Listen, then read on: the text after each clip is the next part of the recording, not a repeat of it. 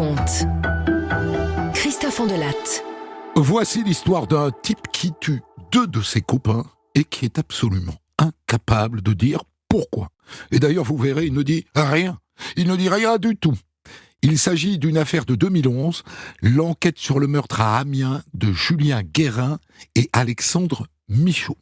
J'ai écrit cette histoire avec Okis, réalisation Céline Lebras. Europe 1, Christophe Ondelatte.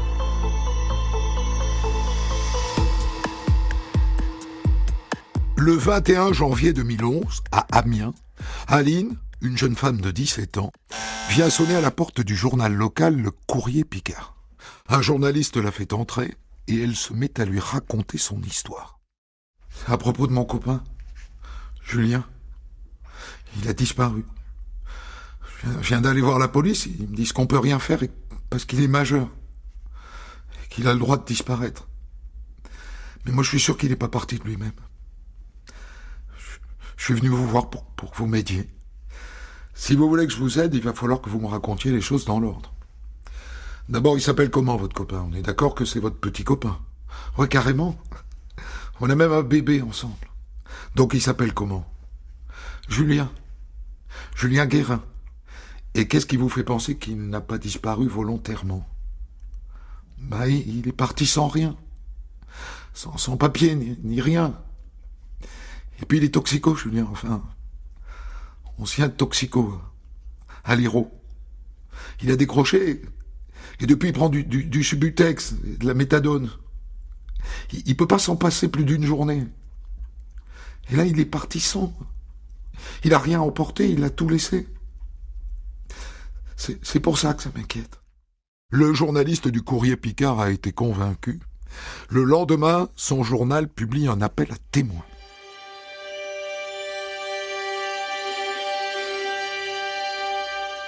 Au même moment, quelqu'un d'autre s'inquiète de la disparition de Julien, son grand frère, Cédric. Il sait que le jour de sa disparition, le 13 janvier, Julien est allé en Belgique avec son copain David. Et David le lui confirme au téléphone. Ah ben oui, on est allé acheter des clopes avec Julien. Et depuis, David, t'as pas de nouvelles? Ah non, j'en ai aucune. C'est toi qui l'as ramené à Amiens? Ah oui. Je sais pas moi, vers 2h du matin. Il m'a demandé de le déposer à Amiens Sud, il voulait s'acheter du shit. À Amiens Sud? Cédric se dit, c'est bizarre ça, parce que à Amiens, quand on veut acheter du bédo, c'est plutôt au nord que ça se passe, pas au sud. D'autant plus que Julien et Aline habitent au nord. Mais ça n'est pas le plus surprenant. Le plus surprenant, c'est que si Julien est parti, s'il s'est cassé, il ne lui est rien dit.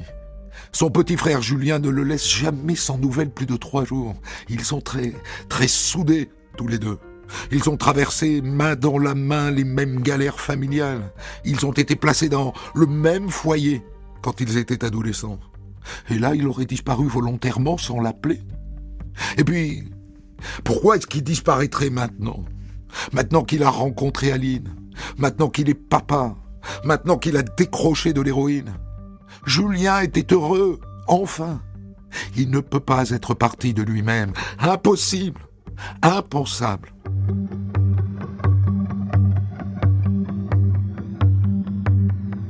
Les jours passent, et puis les semaines, jusqu'à ce que le 14 février, dans ce coin d'Amiens qu'on appelle les ortillonnages, des parcelles de culture maraîchère au milieu des marais, un employé municipal aperçoive une masse dans l'eau, prise par des branchages. Il s'approche. Nom de Dieu, mais c'est un corps. Un cadavre manifestement très abîmé.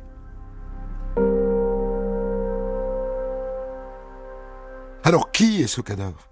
Et depuis combien de temps est-il là? Le médecin légiste qui réalise l'autopsie apporte les premières réponses. Bon, il s'agit bien du nommé Julien Guérin. A priori, il a passé 3 semaines dans l'eau, d'où son état. Alors il est couvert de plaies, 5 plaies sur le crâne, une fracture de la tempe, plusieurs dents cassées, puis des hématomes au poignet droit et au pied. Ça, docteur, ça veut dire qu'il a été battu avant d'être jeté à l'eau. Non, je ne pense pas. Je pense que tout ça, c'est l'effet d'une hélice de bateau. À mon avis, il flottait sur le ventre et il a été pris par un bateau qui lui a fait toutes ses blessures, quoi. Alors de quoi est-ce qu'il est mort, docteur?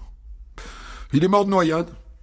Accidentellement ou pas, c'est difficile à dire, dans la mesure où on retrouve dans son sang d'abord une grosse quantité d'alcool, 1,32 g exactement, et puis tout un tas de produits psychotropes dans du cannabis. Donc il y a une hypothèse où il tombe à l'eau accidentellement et il se noie.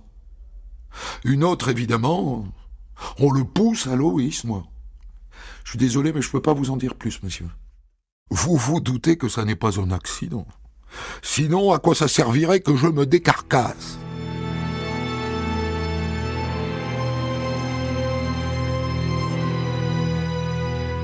Le copain David, avec qui Julien est allé acheter des clopes en Belgique, confirme qu'en rentrant, il l'a déposé au sud d'Amiens. Or, c'est à 2 kilomètres des ortillonnages où on a retrouvé son corps. Et ces ortillonnages, ça vous devez le savoir, on n'y va pas par hasard. C'est un marais. On ne peut y aller qu'à pied ou en bateau. Alors l'hypothèse d'un accident existe, mais de moins en moins. Et là, je fais un petit bond dans le temps. Un bond de 7 mois. Nous voilà en septembre 2011. Et là débute une autre affaire, qui a priori n'a rien à voir avec la première. Une jeune femme prénommée Sylvie débarque au commissariat d'Amiens. Je viens vous voir au sujet de mon copain, Alexandre. Ça fait 3 jours que je n'ai pas de nouvelles de lui. 3 jours. Et il a quel âge, votre copain Alexandre? Alexandre comment, d'ailleurs? Alexandre Michaud. Il a 24 ans. 24 ans, mademoiselle, disparu depuis 3 jours. Il n'est pas certain que vous deviez vous inquiéter. 3 jours, il va réapparaître, un de ces 4. Je comprends, mais il y a autre chose. Dimanche, avec Alexandre, on s'est disputé. Et de colère, il a donné un grand coup de poing dans le mur. Il s'était déjà abîmé la main sur un chantier, ça n'a pas rangé les choses. Et sa main, elle s'est mise à gonfler. Il avait très mal. Et comme on n'a pas de voiture, j'ai appelé un copain, David il s'appelle, qui est venu le chercher pour l'amener à l'hôpital à Amiens. Et David, il m'a dit, ouais, je l'ai ramené vers 2h du matin. Moi, je dormais, je ne l'ai pas entendu rentrer. Mais le lendemain matin, Alexandre, il n'était pas là. Et voilà. Ça fait 3 jours que j'ai plus de nouvelles de lui. Cette gamine s'inquiète pour rien. Voilà ce que pense le flic qui la reçoit.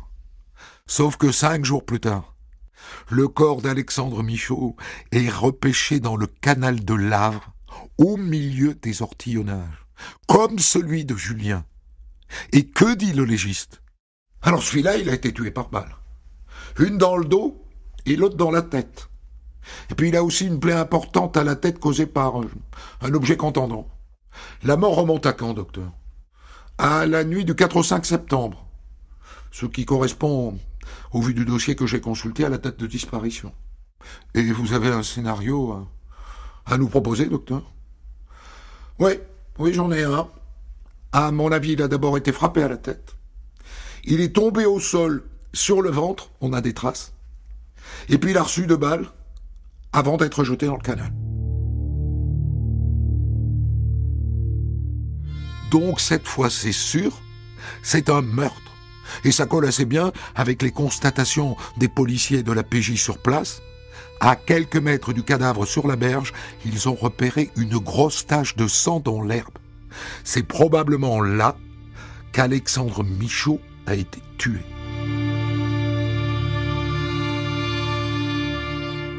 Concernant la mort d'Alexandre, les policiers se posent une question centrale. Qu'est-ce qu'il fichait là, au milieu de ce labyrinthe de verdure et de canaux d'irrigation, en pleine nuit? Alors ils vont gratter du côté de son entourage. Bon, voilà ce que j'ai pu apprendre. Le gars est lyonnais, d'origine. Et il vivait à Amiens depuis 1 mois, depuis le 5 août exactement. Il est venu rejoindre sa compagne, en vérité, Sylvie. Cette fille, il l'a rencontrée sur un site de rencontre. Il paraît qu'ils font tout ça, maintenant. Cette fille dont tu parles, la fameuse Sylvie, là, c'est celle qui est venue signaler sa disparition au commissariat. Oui, c'est ça. Alors voilà ce que j'ai pu apprendre sur elle. Elle a 2 enfants de premier mariage avec un dénommé Michel. Et alors concernant Alexandre Michaud, sa mère raconte qu'il est venu la voir quelques jours avant sa mort et il lui a dit que Sylvie était enceinte de lui. Un mois après sa rencontre, ils n'ont pas traîné. Hein. Ok, donc faudrait qu'on entende la mère. Tu la convoques ? Et voilà ce que raconte la mère entre 2 sanglots. Je ne sais pas si ça peut vous intéresser, mais voilà, il y a à peu près 1 an, en octobre de l'année dernière, Alexandre, il vivait dans la banlieue de Lyon. Me demandez pas pourquoi ni comment, mais il a accepté de cacher chez lui pendant quelques jours de la drogue, de la cocaïne et du cannabis, je crois. C'était une bêtise de jeunesse. Et quand les dealers sont venus récupérer leur stock, Alexandre, il n'a pas pu le leur rendre parce que on le lui avait volé. Alors évidemment, les autres, ils l'ont pas cru. Ils se sont mis à le menacer. Et du coup, Alexandre, il est venu se réfugier chez nous. Mais les autres, ils ont vite retrouvé sa trace. Et un jour, ils sont débarqués à la maison. Ils étaient 2. Et moi, j'ai tout de suite appelé les gendarmes. Ils sont arrivés très vite. Ils les ont interpellés. Voilà. On a eu très peur. Ça, c'est une piste. Une sacrée piste. Ok, tu trouves le nom de ces 2 gars qui ont été arrêtés. Pour l'instant, on se contente juste de vérifier si leur portable a borné dans le coin le jour du meurtre, d'accord ?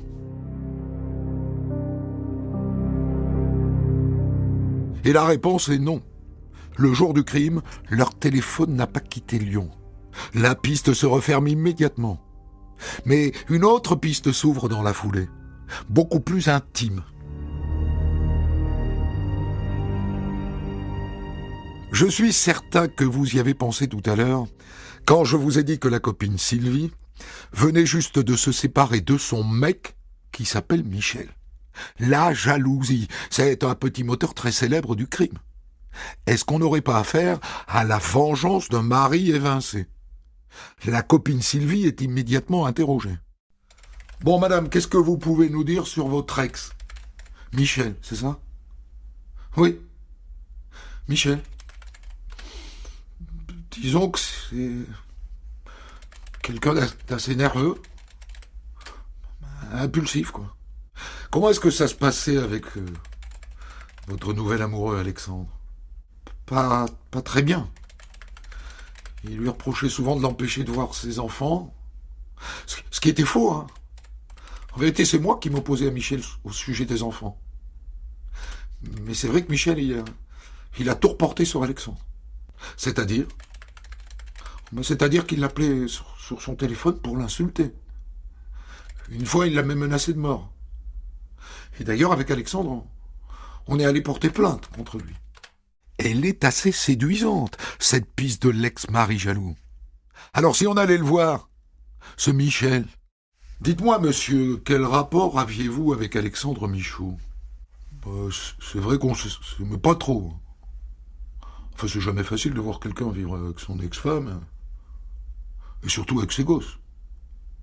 Mais bon, 3 jours avant sa mort, faut dire qu'il a été cool avec moi. Il m'a amené mes enfants. Lui-même, hein, sans prévenir Sylvie. Ça, je l'ai vraiment apprécié. Ce Michel a l'air sincère. Et dans la tête des flics, il ne sort pas totalement de la liste des suspects, mais un peu quand même. On de la raconte, la suite de votre récit.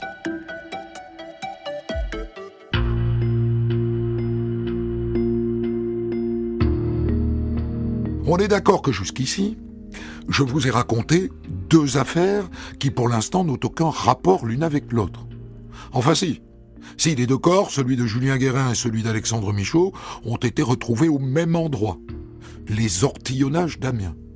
Mais à ce stade, c'est le seul point commun. Parce qu'à part ça, Julien, lui, s'est probablement noyé, alors qu'Alexandre a été clairement assassiné. Il a pris 2 balles. Mais à y regarder de plus près, il y a un autre point commun entre ces 2 dossiers. Et ça, les policiers de la PJ d'Amiens viennent tout juste de le réaliser. Je vous concède que ça a pu vous échapper. Concentrez-vous, nom de Dieu, concentrez-vous. Dans les 2 affaires apparaît le même prénom. David. David, c'est celui qui amène Julien Guérin en Belgique pour acheter des clopes. Et qui dit qu'il l'a ramené à 2h du matin chez lui. Et que depuis, Julien a disparu. Et dans l'autre affaire, c'est aussi un David, copain de Sylvie, qui amène Alexandre Michaud à l'hôpital alors que celui-ci vient de se fracasser les poings de colère contre un mur. Et depuis, Alexandre a disparu. C'est le même. C'est le même David dans les 2 dossiers. David Lefebvre. Et ça, les flics viennent tout juste de le comprendre. Ça peut pas être un hasard. Ça peut pas être un hasard que ce soit le même David. T'as regardé si on trouvait sa trace dans le fichier? J'ai regardé. Et j'ai trouvé des tas de trucs qui vont t'intéresser. D'abord, figure-toi qu'Aline, la compagne de Julien Guérin, a porté plainte contre lui, contre David, pour agression sexuelle le lendemain de la disparition de Julien. Agression sexuelle, tu dis? On sait ce qui s'est passé? Alors j'ai lu le PV. Aline raconte que David Lefebvre a débarqué chez elle, qu'il a voulu coucher avec elle, et qu'elle n'a pas voulu, et qu'il a été, un peu pressant. Pressant comment? Il lui a touché les nibards. D'accord. Et quel rapport ça avec notre affaire, tout ça? Le rapport, c'est une phrase qu'il a dite à Aline ce soir-là. Elle rapporte ce qu'il lui a dit. Puisque tu veux rien faire avec moi, je te dirai pas tout. Ok. T'as raison, c'est assez intriguant. Donc Aline a porté plainte contre lui. Il y a eu une suite. Oui. Il a été convoqué, et il a dit en gros qu'il avait essayé de séduire Aline parce qu'il s'était embrouillé la veille avec Julien, et que coucher avec Aline, c'était en quelque sorte une manière de se venger. Et je suppose que l'affaire n'est pas allée plus loin. Je te confirme. La plainte a été classée sans suite. Mais c'est pas tout. En passant le nom de ce David Lefebvre au fichier, j'ai découvert qu'il avait un casier judiciaire, figure-toi. Ah là tu m'intéresses. Vas-y, raconte. 5 ans de prison pour vol avec violence ayant entraîné la mort sans intention de la donner. Il avait 19 ans, il a tué un SDF au pistolet à plomb pour lui voler son RMI. Et c'est pas tout. Quand il sort de prison, il vole une bagnole. En tout, ce David Lefebvre, qui a 31 ans, a passé, tiens-toi bien, 8 ans en prison. Il est gratiné, notre suspect, non? Moi, je parierais bien que c'est lui qui les a tués tous les 2. Ouais. Effectivement, c'est une piste séduisante. Mais il y a un problème. Il y a un gros problème. Alexandre Michaud a été assassiné, pan, mais Julien Guérin, le légiste penche pour une noyade. Un type qui a forcé sur le bédo et qui tombe à l'eau et glou. Alors moi, je veux bien qu'on rapproche ces 2 dossiers, mais rapprocher un accident d'un meurtre, c'est assez audacieux. À moins que le légiste de l'affaire Guérin se soit planté. Et donc le juge décide de faire appel à un 2e médecin légiste, qui va pas pouvoir travailler sur le cadavre, mais à qui il remet le rapport de la première autopsie, avec des photos. Et voilà ce que conclut ce nouvel expert. Mon confrère avait estimé que les plaies que Julien Guérin avait à la tête étaient dues à une hélice de bateau. Moi, je pense plutôt qu'on l'a frappé à la tête, assez fort, et qu'ensuite on l'a jeté à l'eau qui s'est noyé. Et ça change tout. Ce sont bien 2 meurtres. Et là, David Lefebvre a chaud aux fesses. La suite, vous l'imaginez bien. David Lefebvre est interpellé et placé en garde à vue. Et avant ça, perquisition dans son petit studio. Dites-moi, monsieur Lefebvre, c'est bien propre chez vous. Trop propre pour être honnête. Ça sent le ménage en grand. Les flics de la scientifique pulvérisent le fameux Blue Star aux 4 coins de la pièce. Positif, chef, venez voir. Il y a des taches de sang sur une paire de tongs et sur une paire de baskets. Et il y en a aussi dans sa voiture, sur le levier de vitesse. Bien, monsieur Lefebvre, commençons par le meurtre de votre ami Alexandre Michaud. C'est donc vous qui le conduisez à l'hôpital, et vous êtes le dernier à l'avoir vu, jusqu'à ce qu'on le retrouve mort.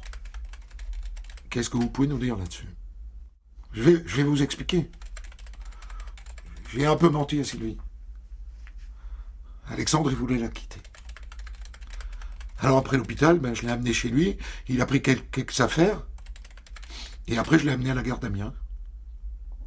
Après ce qu'il a fait, je sais pas. Ok, les flics ont compris d'entrée que ce David Lefebvre n'avouera pas. Il va inventer des histoires à dormir debout, mais il ne lâchera rien. Alors ils le laissent rentrer chez lui, en se disant que pour le coincer, il faut des preuves. Alors ils le mettent sur écoute, et l'autre a l'air de s'en douter. Oh mais figure-toi que comme je suis le dernier à avoir côtoyé les deux disparus, ils pensent que je suis un serial killer. Non mais tu le crois? Ils m'ont pris des tongs, comme si j'allais tuer quelqu'un en tongs. Et une autre fois, il dit à un copain: Ils ont trouvé du sang d'Alexandre dans ma voiture. Sauf que c'est complètement normal. Quand je l'ai amené à l'hôpital, il avait la main qui pissait le sang. Enfin, il en a laissé dans la voiture, c'est tout. Il est finaud, ce David Lefebvre. Il utilise les écoutes pour tenter de se disculper. Sauf qu'à l'hôpital, les infirmières sont formelles. Ah non, il n'avait pas de sang sur les mains quand il est arrivé, monsieur Michaud. Il avait une fracture, mais il saignait pas. Et ce qu'il ne sait pas, l'imbécile, c'est que la tache de sang retrouvée dans sa voiture est inexploitable. Mais maintenant, les flics savent que c'est le sang d'Alexandre Michaud. Autre découverte, le 12 février, Lefebvre est allé s'acheter un holster dans une armurerie. Vous savez, c'est le truc en cuir dans lequel on glisse un pistolet. Alors, retour du zigoton en garde à vue. Oh, mais ce holster, je l'ai acheté pour compléter un déguisement. Et après, je l'ai donné à un copain. D'accord. Le personnel hospitalier qui a soigné la main d'Alexandre Michaud est formel. Il ne saignait pas de la main. Il n'avait aucune plaie. Et vous laissez entendre que le sang qu'on retrouve dans votre voiture est le sang qu'il perd à ce moment-là. Oh mais c'est impossible ça. Ma tête a coupé, il saignait de la main. Bon, à partir de maintenant, je ne veux plus répondre à vos questions.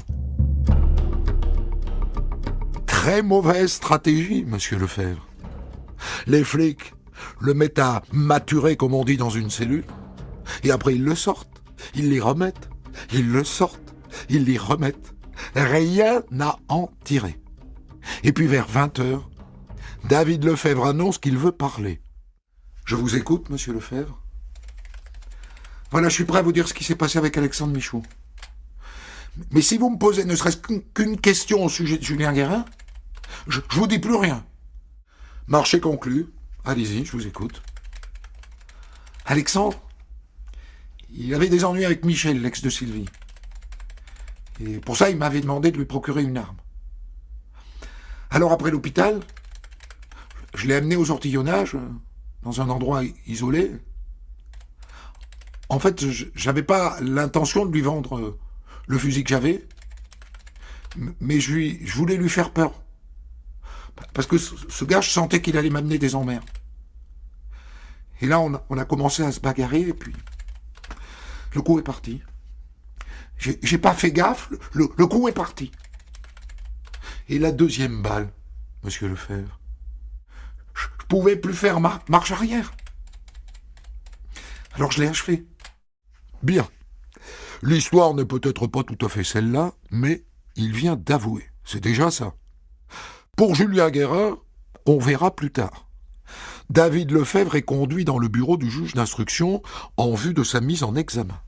Donc, si j'ai bien compris, monsieur Lefebvre, vous cherchiez un endroit reculé pour faire peur à Alexandre Michaud, et vous avez choisi les ortillonnages au bord du canal. Mais pourquoi cet endroit, précisément ? Je l'ai emmené là, parce que c'est là qu'avait été tué Julien Guérin. Et comment le saviez-vous? Moi, je l'ai lu dans le journal. Je suis même allé voir l'endroit par curiosité après avoir lu l'article. Entendu, monsieur. Mais il y a une chose que vous ne savez pas. Concernant le meurtre de Julien Guérin, les policiers ont établi qu'il n'est pas mort là où on a retrouvé son corps. Son corps a dérivé dans la rivière. Donc si vous saviez où il avait été tué, c'est parce que sans doute vous l'avez tué vous-même. Eh oui, monsieur Lefebvre. Il s'est trahi, l'abruti. Il est coincé. Et le juge le met en examen pour l'assassinat d'Alexandre Michaud et pour le meurtre de Julien Guérin.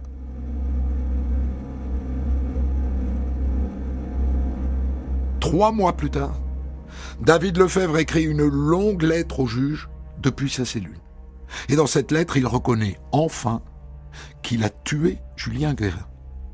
Il raconte qu'au retour de Belgique, il a emmené Julien aux ortillonnages, que dans son coffre, il y avait une batte de baseball, qu'au début, ils ont commencé à jouer avec. Et puis il dit qu'à un moment, Julien continuait à jouer et que ça l'a énervé. Que Julien a continué. Et que là, il a pris un pied de biche dans son coffre et bam! Il dit que Julien est tombé dans l'eau du canal et que quand il est parti, il écrit « Il était encore vivant, debout dans l'eau et il criait ». Autrement dit, il l'a frappé, mais il ne l'a pas tué. Vous y croyez? Si vous voulez.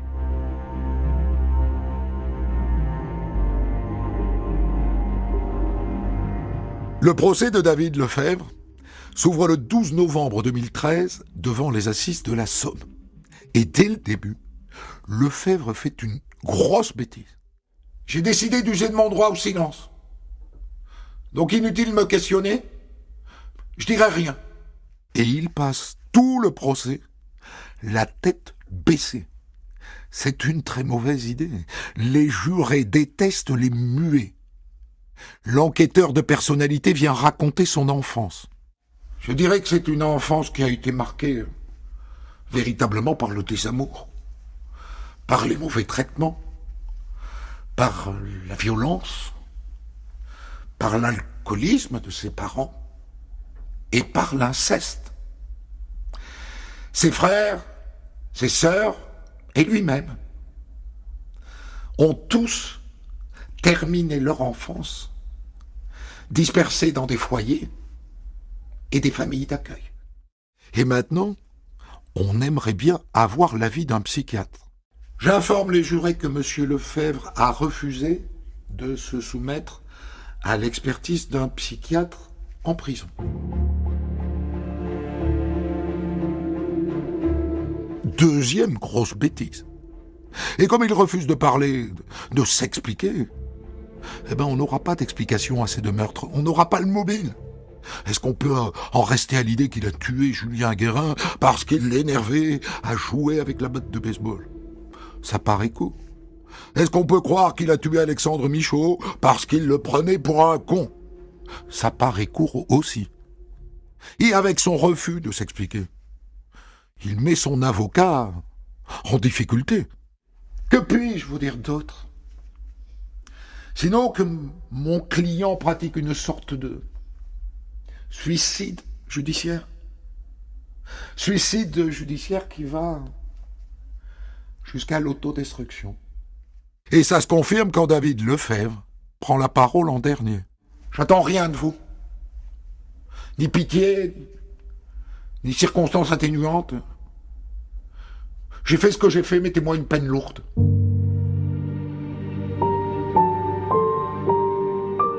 Et du coup, le verdict est sans surprise.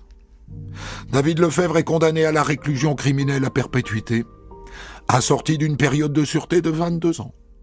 C'est le max.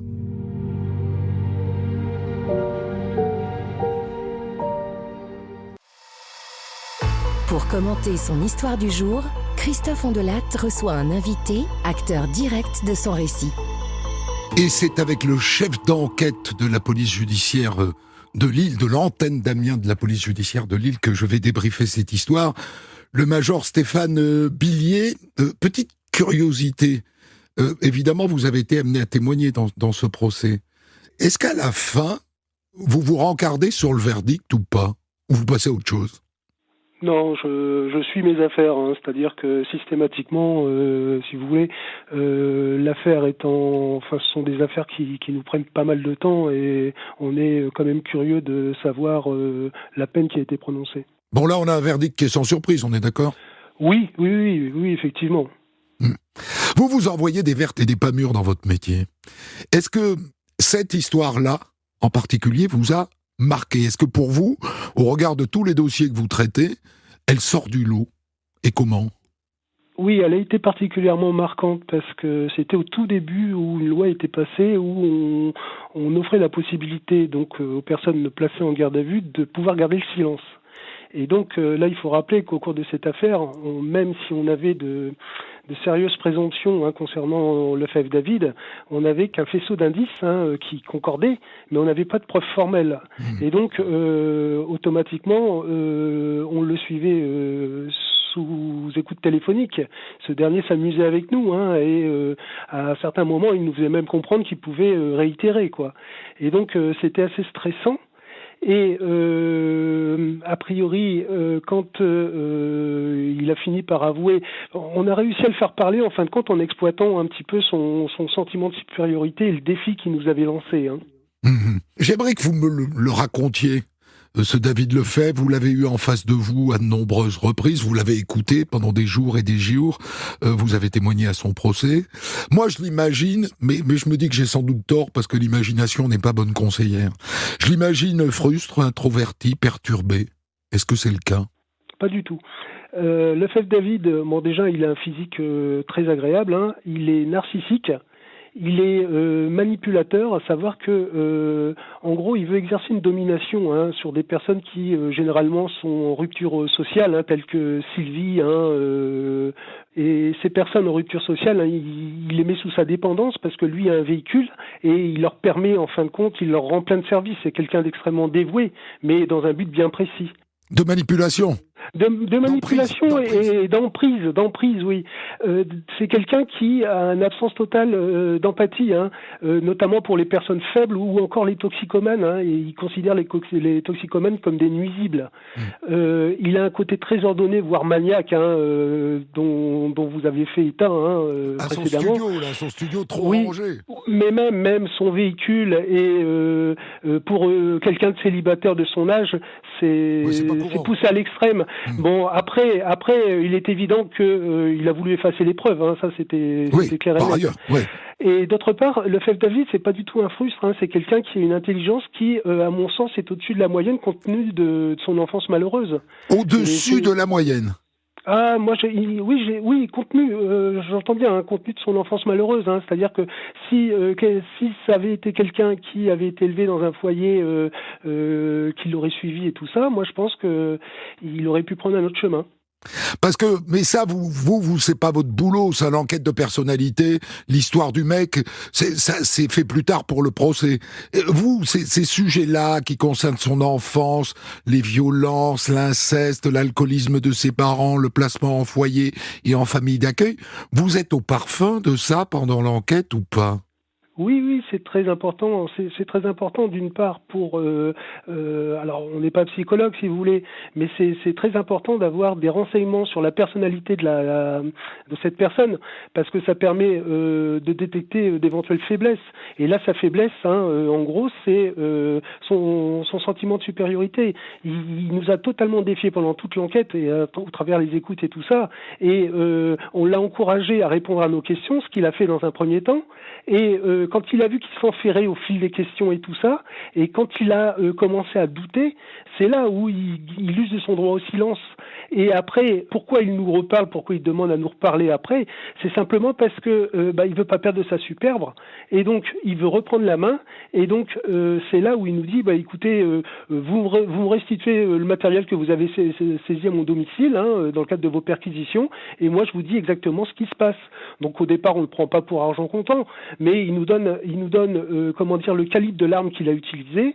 On appelle l'expert légiste, et l'expert légiste nous dit que le calibre est totalement compatible avec les blessures constatées sur le corps d'Alexandre Michaud. Alors pourquoi, Major, est-ce que d'après vous, il n'avoue pas les évidences? Jamais, jusqu'au bout. Il finasse, il trouve des excuses à la noix, mais la vérité, il ne veut pas. Et peut-être il ne peut pas la dire. Moi, je pense qu'il ne peut pas la dire parce que moi, le mobile que j'ai cru déceler dans ces actes, il considère les toxicomanes et les personnes qui risquent de lui faire perdre son emprise, notamment sur Sylvie, comme étant ses adversaires et comme étant des nuisibles. Il considère que la toxicomanie, en fin de compte, Guérin, en gros, puisqu'il était toxicomane, n'avait pas le droit de vivre, quoi, en fin de compte.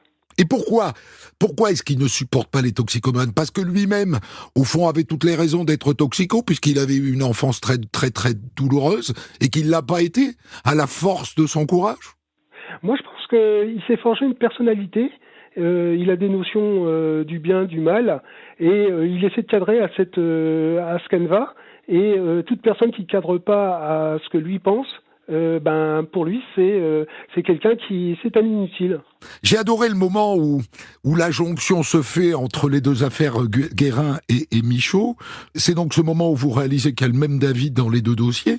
Comment est-ce que vous le réalisez? Est-ce que c'est juste quelqu'un de votre équipe qui a un flash comme ça? Ou est-ce que c'est l'œuvre d'un de ces fameux logiciels d'enquête qui repère le même bonhomme dans les deux dossiers? Non, pas du tout. Alors, si vous voulez, nous, en police judiciaire, nous sommes saisis juste après l'assassinat d'Alexandre Michaud. Oui. Donc, on n'a pas travaillé sur le dossier Julien Guérin dans un premier temps, mais au niveau du parquet, le dossier est à l'étude et on a été alerté sur ce dossier-là. Ou pour justement qu'on puisse dans un premier temps faire une évaluation, voir un petit peu les pistes qui avaient été si rien n'était passé à côté, quoi. Et donc David Lefebvre, c'est quelqu'un, c'est la principale piste qu'on a dès le départ de notre enquête concernant Alexandre Michaud. D'accord, vous êtes déjà sur lui. On a connaissance. Mais par contre, ce qu'on ne veut pas faire, c'est perdre notre objectivité. À savoir qu'il y a tout un nombre de pistes périphériques qui peuvent expliquer la mort d'Alexandre Michaud. Et donc, ce qu'on fait, c'est, en même temps qu'on rassemble des indices à l'encontre de Lefebvre David, notre boulot aussi, c'est d'éliminer toutes les pistes périphériques pour être sûr fermer les portes. On est dans le vrai, quoi. Fermer les portes, comme on dit. Fermer les portes, oui. Alors, dans le meurtre de Julien Guérin, donc j'adore cette séquence. Devant vous, il nie. Et puis donc, il est déféré devant le juge d'instruction, qui le coince assez habilement en lui démontrant qu'il ne pouvait pas savoir où il avait été tué, puisque le corps avait dérivé. Exactement. Ça doit vous mettre un peu les boules. Qu'il le fasse devant le juge et pas devant vous. Non, parce que, alors si vous voulez, dans le marché qu'il avait passé avec moi, il était hors de question on parle de Julien Guérin. Ouais. Moi, ce que je voulais dans un premier temps, c'était Alexandre Michaud, et je voulais pas me contenter d'aveux non circonstanciés, dans le sens où je me disais, mais il pourra revenir après largement en disant que j'ai exercé des pressions, ce genre de choses. Donc, je voulais un élément précis, à savoir qu'il nous donne l'endroit où il avait jeté l'arme. Et si vous voulez, pour ne pas le braquer, j'ai respecté le deal. Après, moi, je trouve que le juge, là, il est un peu futé. C'est pour un téléfilm ou un film, c'est une très très bonne astuce de l'amener comme ça à se couper, en fait. Ah oui, non, mais c'est clair. Alors moi, il y a une dernière chose que je veux vous demander. Son avocat, finalement, le pauvre, donc il doit le défendre, ce qui est une tâche assez vaine devant la cour d'assises, et il utilise une expression qui est vraiment intéressante. Il parle de suicide judiciaire. Qu'est-ce que vous pensez de cette expression, vous ? Suicide judiciaire dans le sens où il n'a pas voulu a priori parler, expliquer pendant son procès. Ce que vous avez dit, c'est très mal ressenti par un jury. Le fait qu'il aurait pu exploiter son enfance malheureuse, oui. etc., et le fait qu'il apparaisse au procès totalement détaché de son propre procès. Il est là dans le box parce qu'il n'a pas le choix, mais pour lui, je pense qu'on en revient à sa personnalité où il a pris conscience qu'il a commis 2 homicides et que a priori il doit payer pour ça. Et d'ailleurs, il demandera même pas, il fera pas appel de son procès. Alors que si il avait accepté l'expertise psychiatrique, qui peut-être aurait souligné des failles et accepté aussi de mettre en jeu son enfance et les souffrances qu'il a pu avoir, je sais pas. En tout cas, il aurait pu éviter la peine de sûreté et peut-être avoir 30 ans au lieu de perpète, quoi. Bon, je pense que compte tenu quand même de cette affaire, parce que Alexandre Michaud, il s'agit d'une véritable exécution. Je veux dire, il n'a pas grand-chose à jouer. Moi, je pense pas qu'il là-dessus. Je veux dire, vous savez, je pense qu'il n'était pas le seul à avoir une enfance difficile, et je crois que heureusement pour nous, toutes les personnes qui vivent une enfance malheureuse ne deviennent pas forcément psychopathes. C'est vrai, mais en revanche, tous ceux qui deviennent psychopathes ont eu une enfance malheureuse. Vrai ou faux ? Oui, sincèrement, je sais pas. Vous connaissez mieux la matière que moi, me racontez pas d'histoire. Oui, enfin, vous savez, des psychopathes sur Amiens, je veux dire, pourquoi ça a été une affaire marquante ? Oui, on n'en a pas tous les jours. On n'en a pas tous les jours, c'est évident. Merci. Qu'est-ce que c'est agréable de parler avec quelqu'un qui connaît le métier. Le major Stéphane Billier de l'antenne d'Amiens de la police judiciaire de Lille. Des centaines d'histoires disponibles sur vos plateformes d'écoute et sur europe1.fr.